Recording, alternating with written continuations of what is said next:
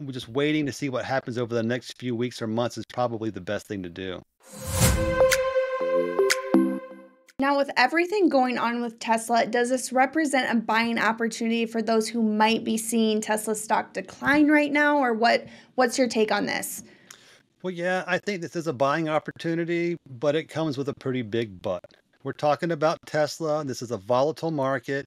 Um, we didn't really get good news. This was bad news to me. We've had fairly bad price action since then, since the report was released. I think this stock could move lower. I mean, today it's showing some support, a little bit of rebound from the the big sell-off, but I still think it could move lower. The analyst response is mixed. They're kind of firming up their sentiment, but they're not really expecting a big move anywhere. Unless proven wrong by the price action, I would say that waiting is the best thing to do right now.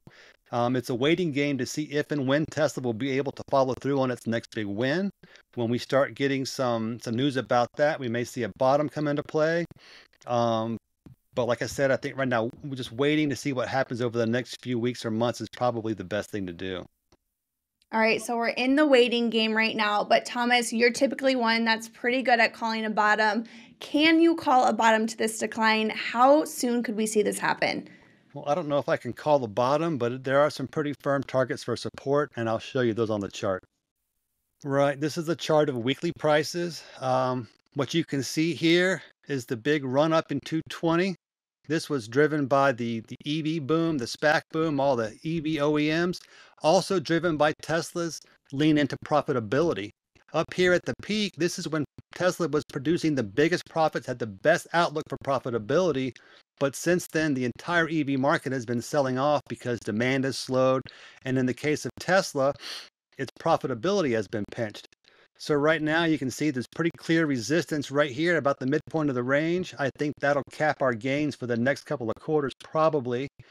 As far as the bottom goes, I think that the bottom is going to be somewhere down here in the 150 to 200 region.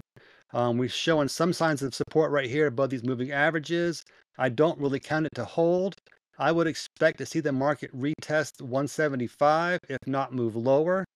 So my advice would be to wait and to try and target an entry around this level, but I still wouldn't be too quick to get in because more bad news could come out.